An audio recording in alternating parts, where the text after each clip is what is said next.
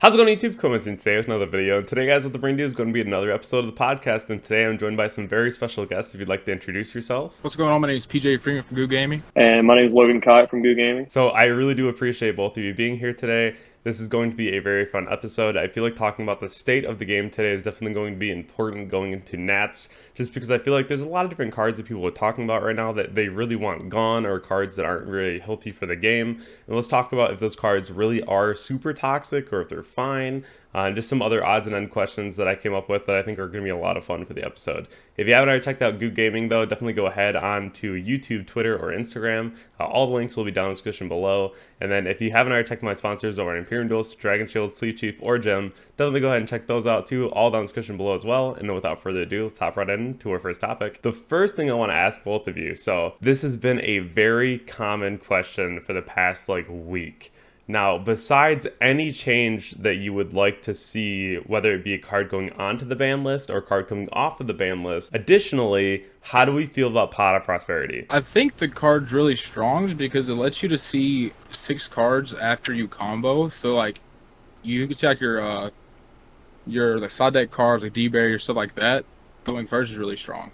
It also just allows you access to cards that break boards like Dark Ruler evenly. Yeah, I think that Pot of Prosperity, honestly, in modern day Yu-Gi-Oh! Is probably just better than Pot of Greed most of the time. Like any decks that can afford it, you just want to get to specific starters and stuff. Like the +1 doesn't really matter. And I think that card's just too good, to be honest. Yeah, I definitely heard a lot of people talking about this to one or banned. I definitely am on that side of things, though. I want to see this card at some capacity hit just because it's really crazy. You know, this is the one card that it accesses so much. And it also, back in the day when we still had IO, it essentially searched IO at that point, right? Because you did full tri-combo, got rid of 3/4 of your deck, and then there isn't much left of Prosperity for, so you always saw IO. Card's very toxic, in my opinion. The cards could definitely beat a 1 for sure. I could definitely see that. Yeah, game 2 and 3, the card just gets ridiculous, especially with side deck stuff. Yeah, it's definitely one of those cards that everyone's like, you know what, it's probably the time for this to get hit. And I feel like we all saw that coming when we saw it in the first place, especially since now Cash can really circumvent the fact that you banish 6 cards because you just get them back and you plus off of them, so that's kind of wild. Besides Prosperity, though, is there another change that you would like to see to the ban list? I would like to have Red Reboot back. I think I want Shifter banned because they hit Gamma because decks are abusing it on their own turn and stuff.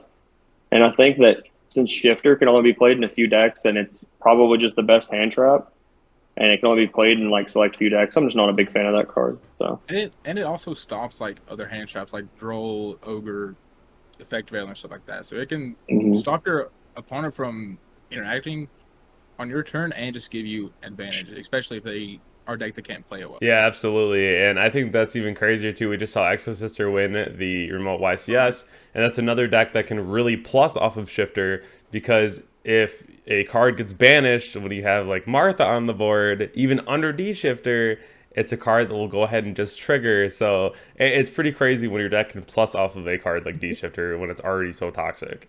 But Red Reboot and Shifter, I agree with both of these. I think Reboot should be back in the game 100%, because there's always this huge argument, right, where it's well, if you Red Reboot a trap deck, they lose. But then there's the same point where if you E-Rad a lot of the combo decks, they also lose, because a lot of them are based off of their spells. If you look at Kashtira, they don't auto-lose to an E-Rad, but it definitely could happen. And I think the really funny argument to this is where people are like, well, you shouldn't have Red Reboot, you should just have to main deck back row out. And that gives me a point backwards where I'm like, you shouldn't be able to main 40 trap cards, you should have to play hand traps so you don't die. So I think that's the counter argument. But at the same time, I really want Reboot back. I want D-Shifter banned, so I definitely agree with both of those. I think that was Exo Sister's second win, right? Yeah. Yeah. One of our teammates, Trevor, got 10th after Swiss and then top 32 their Duel. And he lost in top 32, I'm pretty sure. Also playing Exo? No, he was playing Runic Sprite for hire. That deck's really cool. It's definitely something that we didn't see a whole lot of, and right now I feel like it's even more popular than it has been. Definitely something where you have to know how to play against that deck going into an event. You end with 10 cards in your hand, and it's wow. That's a lot. Talking about D-Shifter, Prosperity, and a lot of the different things that we have available to us right now, do we think that this is a good format? I think it could be a lot worse, but I also don't hardly any of the decks in the meta right now. So I'll be really biased because I do not like this format, but some people may. I think it's really close to being a good format, to be honest. I think that it's a lot better than last format. I think last format was just awful, right before the ban list, and I think that like they probably could have done a little bit more than they did, but I think like they're moving in the right direction. It's just there's just so many decks; it's hard to prepare for them all. Yeah, they're just taking their time with it. I don't like going to an event and then having like 20 things to prepare for, because then your sideboard can't always get after each one. And that happened to me at a regional that I bubbled out of because the one deck I didn't respect my sideboard when there was 20 decks was the deck that I played against. Then I lost to it because I had no reasonable out for like what I was playing against, and that was unfortunate. So there's definitely those situations where you're like, wow, like I just wish that there is a few less decks in the game at the moment. D-Shifter, I feel like if this card would have been banned, this format would be a lot more tolerable. Just because there's a lot of different decks right now that can abuse this. But it's actually really funny because playing Kashtira, I now put Shifter in my sideboard because VS, Sprite, Flu, Catch, like there's a lot of different matchups where it just doesn't do anything. Right. So although this card is still a very scary blowout and needs to go, it's definitely interesting to see this card being moved to a lot of sideboards now, just because of the fact that you don't always need it in those matchups and it becomes a lot more dead. That does not make it not a problem, but it is very interesting that we're seeing it in the sideboard now. Well, like, it's probably because, like, the decks that Kashtira is afraid of, it doesn't hurt, right? It's like Vanquish Soul, cool. I just can't bring back my Raisin next turn. Cool. Not to mention if you play against like a deck like Flu, like you were talking about earlier, how it also has synergy with Shifter, right? Like you're banishing, your Trap, your Advents, you're adding them back with Toucan, and like it just feels impossible if they draw Shifter plus Engine going first if your deck gets hurt by Shifter. Right. It's actually really funny you bring that up too, because I was playing Rinnik against Flu, and they had no birds. I just knew that they had like one that like didn't do anything, and I was like, man, if I activate this destruction on this map right now, I was like, this is gonna be real unfortunate if I hit an Eglin or a Ravina off of this, because they can just pop off then. So it's definitely scary, but no, I understand that completely. I don't love the format. It's like okay. Talking about what will win Nats though, talking about even what I want to remotely play for Nats, playing Kashtira, I think somehow this deck's still gonna end up winning just because it's Cash, but at the same time, this deck breaks so bad. Yeah.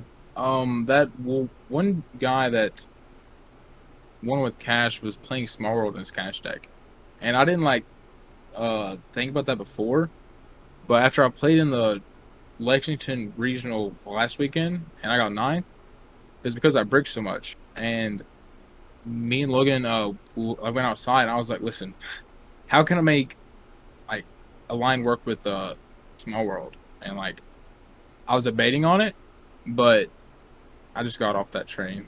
I'm not trying to brick like that anymore. It was atrocious. Yeah, I think if I had to pick what deck I think would win Nats, I think it's probably going to be a Sprite deck. I think Sprite is consistent. I think it has fair matchups across the board. It has a game against Floodgates. It doesn't die to Shifter most of the time. That's what I would pick, I think. Yeah, Sprite is definitely one of the scary matchups when you're playing Cash. If they're going first and you Shifter, then they're just going to make Mannequin Cat bring back the Shifter, and then you have to hard open Birth or else you can't play. Like. Yeah, no, that's another way to go about it too. I've seen a lot of really interesting things. Shout out to someone from stream yesterday. They told me about this one. They're playing Duality now in Dragon to summon Sanctifier, and they're giving their opponent a monster now against Kashtira so they can't summon. Yeah. That's insane. So I thought that was really funny.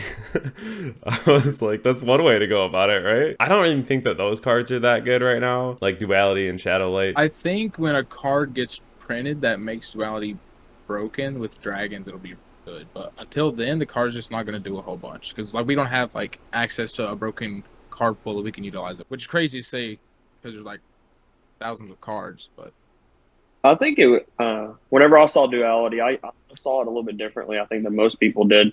I kind of like pictured the card being like in a future archetype, kind of like what is the card called that they played in Sword Soul? The one that they tributed stuff with. I don't remember the name of the card. Heavenly Circle? Like, yeah, like to dodge like impermanent stuff. I thought that would be pretty cool. if an archetype could have used that way, because Oh, yeah, 'cause it's not searchable. It's a quick play too. Yeah. Imagine you just go like, oh yeah, summon Borger, draw, and they're like imperm, and you go, all right, cool, duality, and like that'd be wild. It would be wild. Yeah, there's probably gonna be a future deck with that too, some kind of chaos variant, I'm sure.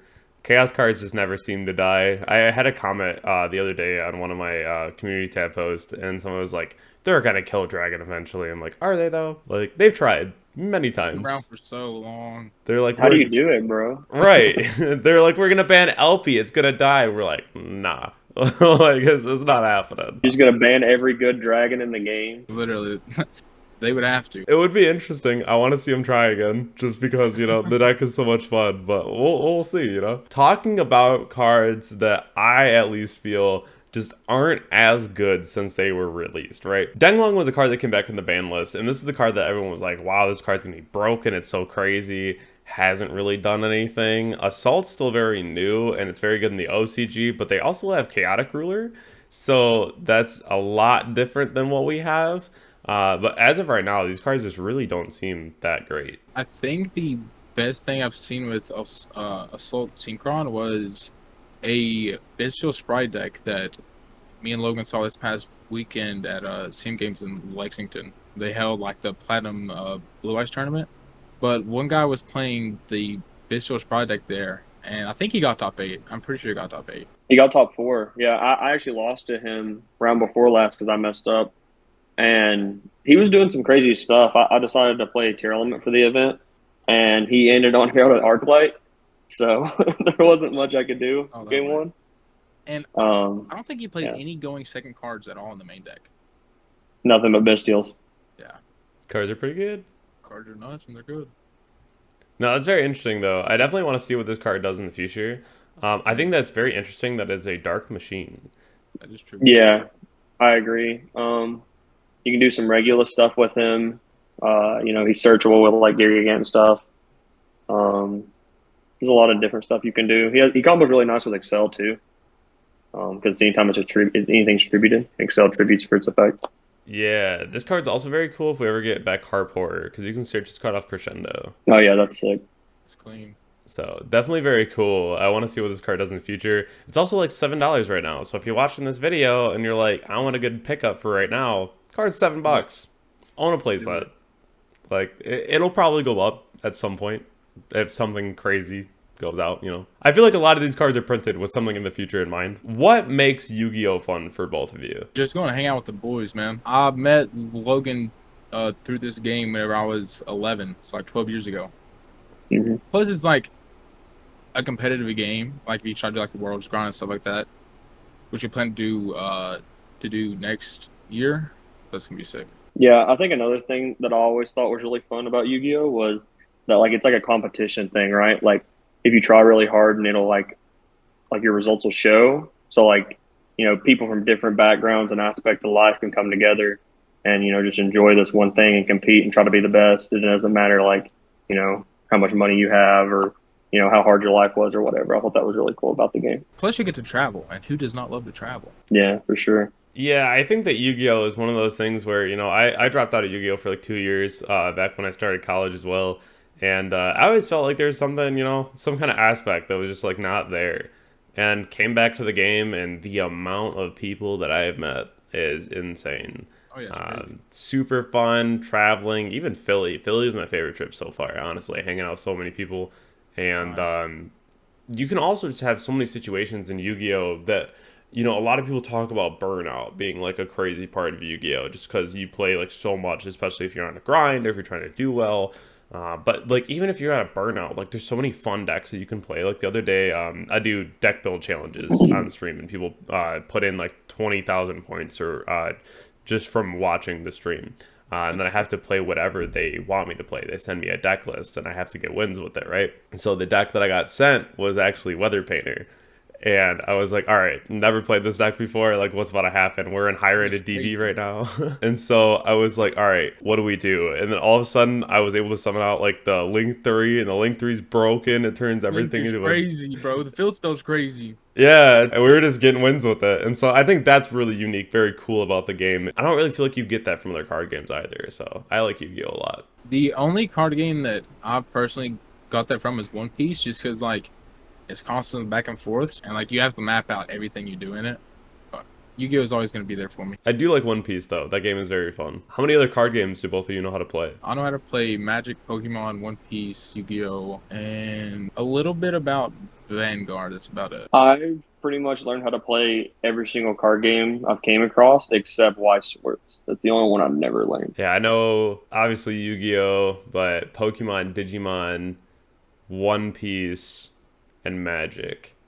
So I actually got that question the other day too. They're like, Yu-Gi-Oh players, they tend to just only like Yu-Gi-Oh. I'm like, that's so incorrect. They're like, why? I was like, Yu-Gi-Oh players usually know how to play every TCG for the most part. And I feel like Yu-Gi-Oh is the hardest one. So like whenever you go to learn one, you usually pick it up pretty quick. Yeah, Logan and I were at the pre-release for the new One Piece set yesterday, and one of the dudes came up to us and went, you guys play Yu-Gi-Oh? And we're like, yeah. He goes, Yu-Gi-Oh players are always so good.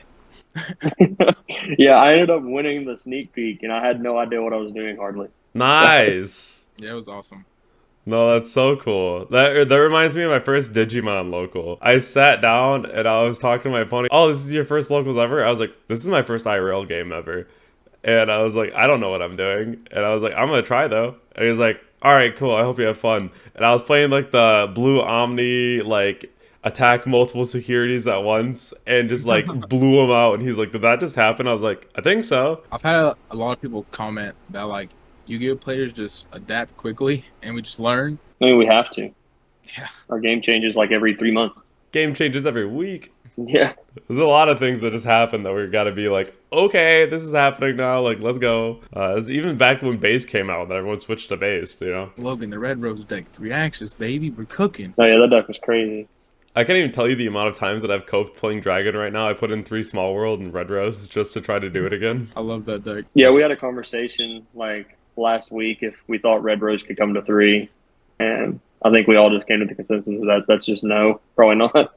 No, unfortunately, I love that card. I think it's so cool, but it probably just can't. It's so good. Talking about other things that are really underrated in our format, talking about underrated side options, I feel like a lot of people forgot about Kurakara, and this card is still very strong from what I've seen. Into a lot of rogue matches and to cash, there's a lot of situations where this card can come up, and this card just says lethal across it, like that's just like insane. Even when I was playing Math Mech against like the mirror match, I'd play Kurakara, chew it off the Heat Soul. If you can't kill, you reborn the Heat Soul. I think that's crazier.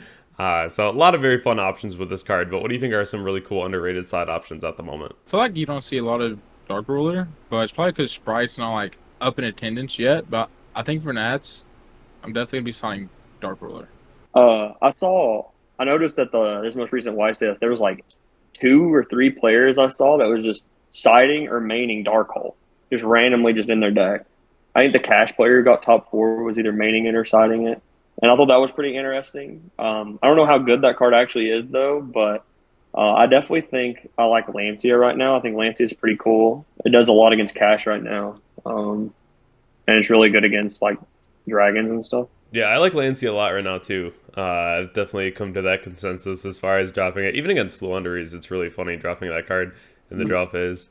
You're just like, wow, I want to see if you can activate any of those cards, I was, my last game on stream yesterday, I dropped it in the draw phase, game 2 against Sword Soul, I got game 1, and I went to go check the replay after I won, he had Desires in his hand, I was like, yes!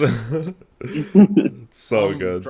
Droplet's also a card that, like, the only decks I've seen side deck it is, like, the Runic decks, but I feel like Droplet's really good unless you're playing against Kashtira, and they enter, like, a Rise Art. Yeah, I think another card that I really like right now is I've seen a lot of people playing the Thrust and the Dharma Cannon trap card.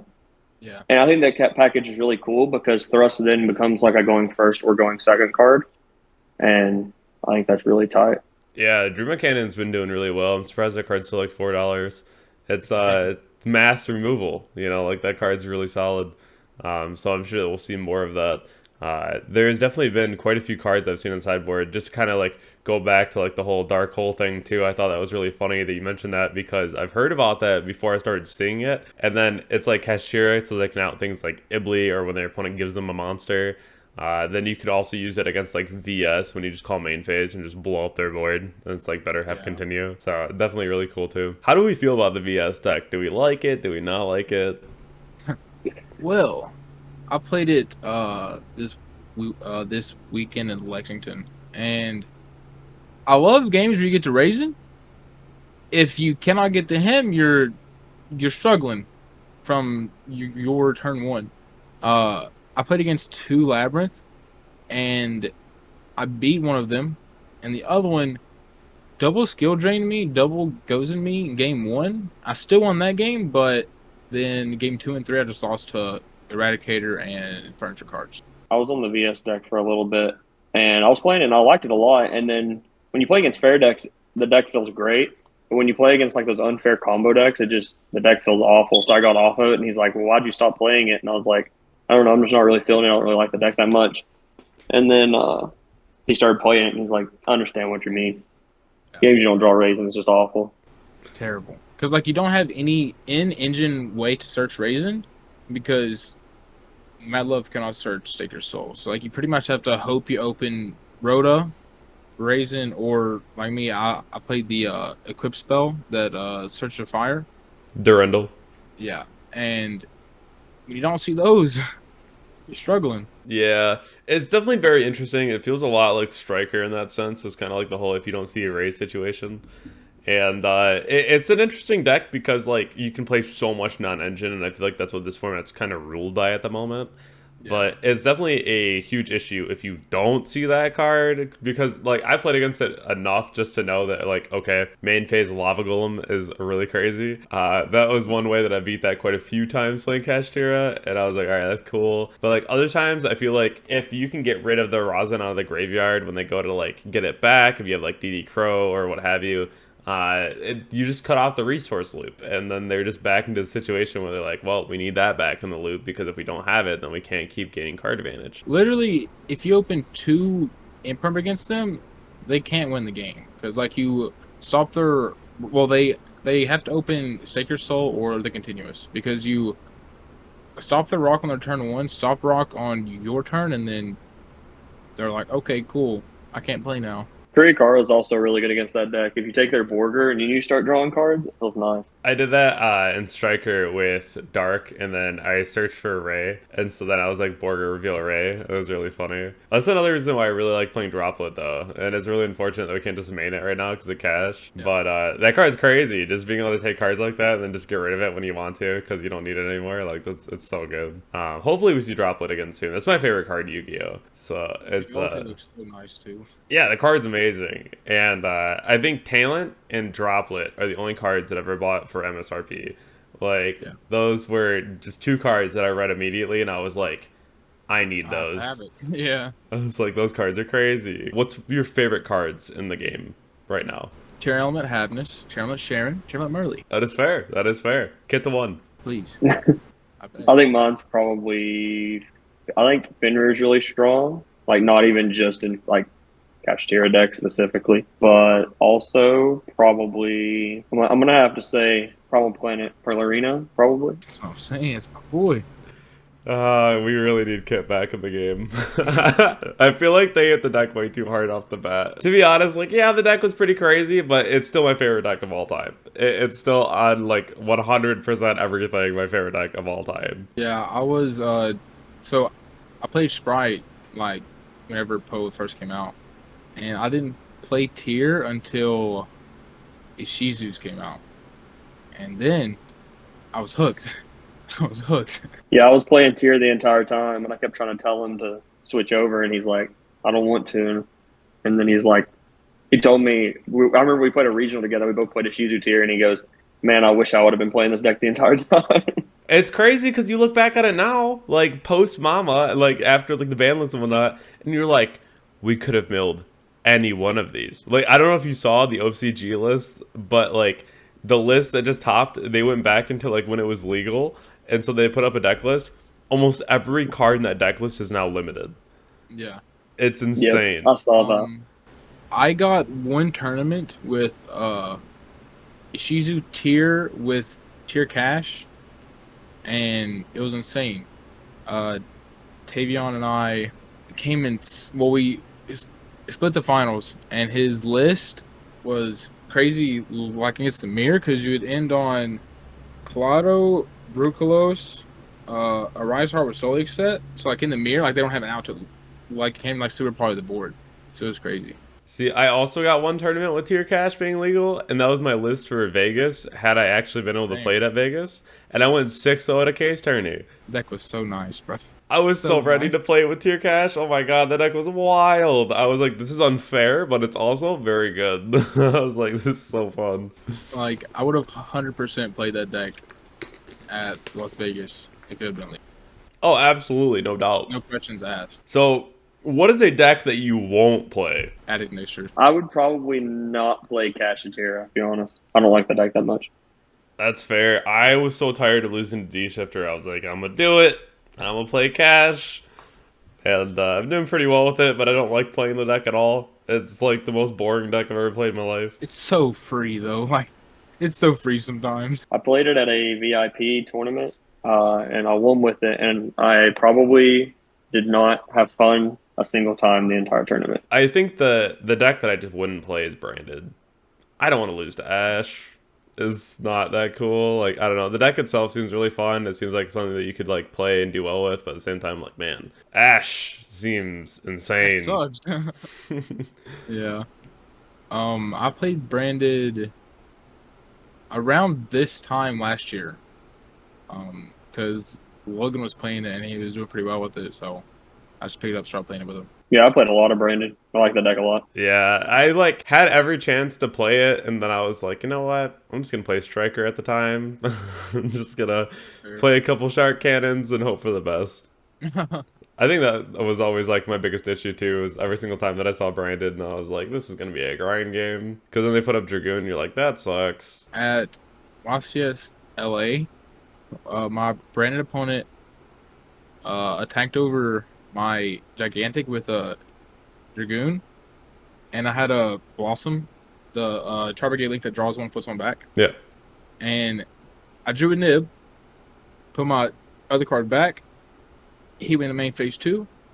I nibbed him for his life savings and won the match. Nice. He didn't have a card in hand. Yeah, no, that'll definitely happen too. I feel like a lot of people forget they need a discard. Yeah. That's kind of an oof, but it does happen. But, you know, Nibiru against that matchup, I feel like a lot of people don't respect that either because they're like, there's no way you keep that against me. And you're like, I did. Yeah, I think Nib is getting a lot better too because no one's playing around it. Like maybe Cash does, depending on like what deck you're playing, but for the most part, have access to it.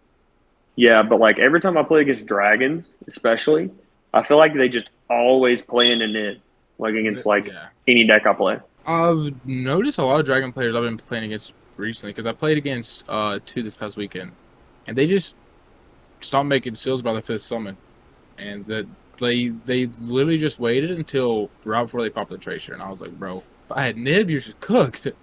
You literally passed turn. So one huge question though I want to ask is because we did just see the OCG ban list, which is pretty crazy to be honest. They just banned Smoke Grenade, which has been a huge issue. I would imagine even more so because they have the new Infernoble cards.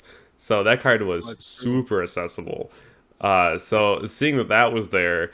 But now looking at the ban list, it looks like we're getting closer and closer to having the same list. Do we think that we will combine soon? Or do you think there's still a lot of things that we got to figure out? I think it's going to take some time because, like, do you mean like combine list or like combine OCG and like TCG like play together?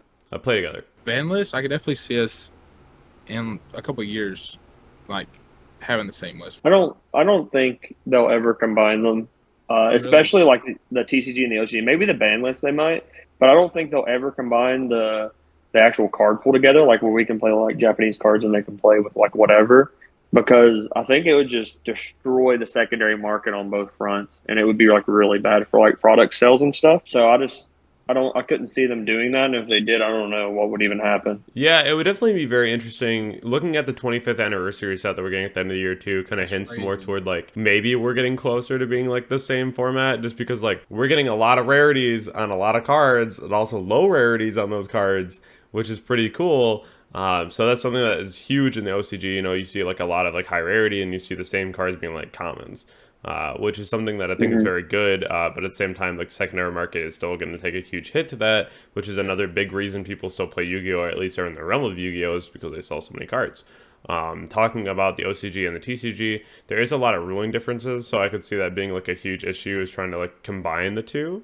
I think the one thing that is cool about having like two different formats though is the fact that you can see cards utilized in different ways. So if we ever see something come back off the ban list, we can have like a precedence to be like, oh, they kind of did something like that, so let's see what kind of cards we have to do with something like that. Because I feel like we've done that with the OCG, and the OCG have definitely done that with us before they got cards, because you see a lot of deck lists looking very similar to past deck lists from both formats.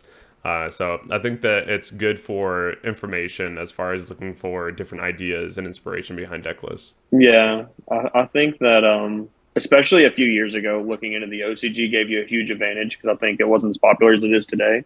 But like I think everyone pretty much researches the OCG in some capacity. It's really hard not to. Road to the King is on a separate tab every time, ready to go. Yeah. Like everyone's paying attention. I see that all over Twitter now. It's like everyone's definitely looking. Like the tier limit is still like the best deck in the OCG because of Chaotic Ruler, and it just won a tournament. Like that's insane. Yeah, I know it got second at the Chinese WCQ, and the guy went undefeated into the finals with the deck. I thought that was pretty crazy. It's crazy. Tier, tier effect in the graveyard. Let's go. Here forever. Yeah. Hopefully, get the one. Any final thoughts for the podcast today? Thank you for having us on. We appreciate you. Absolutely. Yeah, for sure. It was a blast. I liked it a lot. Yeah, I appreciate having both of you here. Again, I was able to talk to you at YCS Philly. I really do appreciate having both of you on. We've been seeing Ggez Gaming just taking it down. So we're paying attention, and congrats to both of you. You both are doing very well. So thanks for being on the podcast episode. If you want to go check out Ggez Gaming, again, I'll leave all the links down in the description below. And then if you've already checked out my Instagram, Twitch, Twitter, Discord, or my Metafy page, I'm going to go ahead and check all that out down in the description below as well. And I'll catch you all in the next episode. Thank you very much.